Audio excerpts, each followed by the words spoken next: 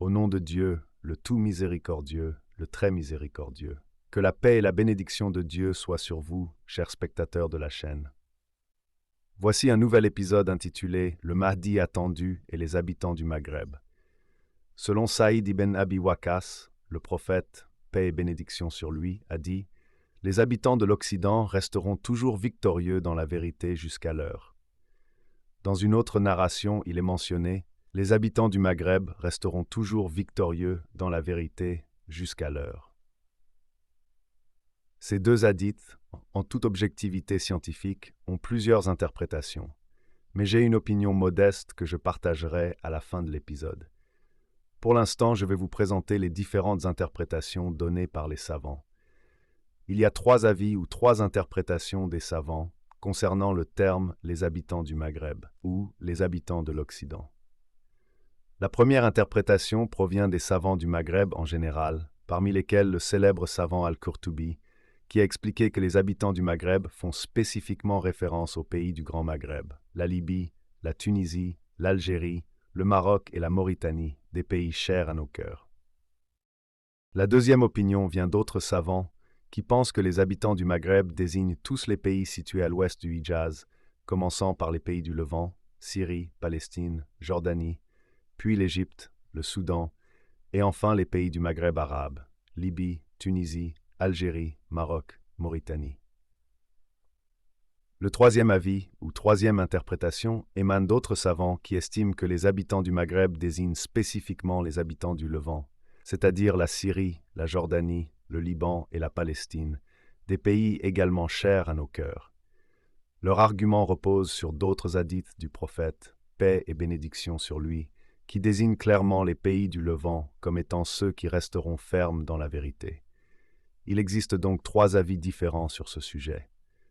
Cependant, selon mon avis personnel et modeste, ces deux hadiths se réfèrent spécifiquement aux habitants du Grand Maghreb, c'est-à-dire l'Algérie, le Maroc, la Tunisie, la Libye et la Mauritanie, pour plusieurs raisons. La première raison est la suivante. Comment un territoire aussi important que le Maghreb et des peuples aussi influents dans les premières conquêtes islamiques pourrait-il ne pas être mentionné par le prophète, paix et bénédiction sur lui, dans ses hadiths? Cela semble tout simplement impossible.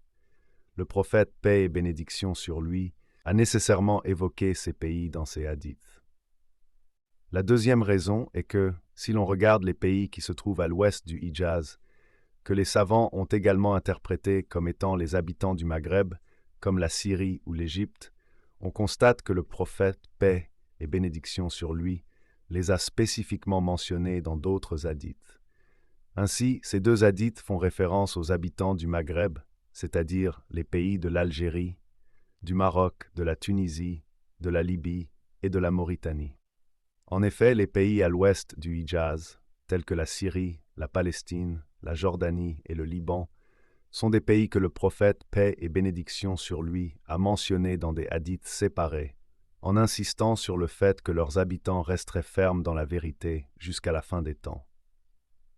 Le prophète, paix et bénédiction sur lui, a également spécifiquement mentionné l'Égypte dans certains hadiths, en disant que ses soldats sont les meilleurs soldats sur terre, soulignant ainsi son rôle important dans l'histoire islamique.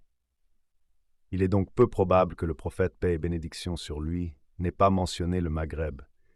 Je suis donc convaincu que ces deux hadiths concernent les habitants du Maghreb arabe, c'est-à-dire l'Algérie, le Maroc, la Tunisie, la Libye et la Mauritanie, qui sont des pays et des peuples chers à nos cœurs. Je vais m'arrêter ici pour cet épisode et je m'excuse si la qualité de ma voix est affectée par un léger rhume. Mes salutations à tous. Que Dieu vous garde et que la paix et la bénédiction de Dieu soient sur vous. Le Mahdi, que la paix soit sur lui, a un visage lumineux et une silhouette majestueuse. Il possède une intelligence qui dépasse celle des humains, car il reçoit des révélations divines, tout comme le serviteur pieux dans la sourate Al-Kahf, ou la mère de Marie dans la sourate Mariam, et comme Dieu l'a inspiré à la mère de Moïse de l'allaiter, et si elle craignait pour lui, de le jeter dans le fleuve, car il appartient à Dieu, et qu'il ne doit pas avoir peur. Dieu le protégera. Le Mahdi ne craint personne et sera soutenu par Dieu contre les royaumes et les empires, et ceux-ci se soumettront à lui. il régnera avec justice. Il y a aussi des récits qui évoquent des souffrances venant du ciel, de la mer et de l'intérieur de la terre.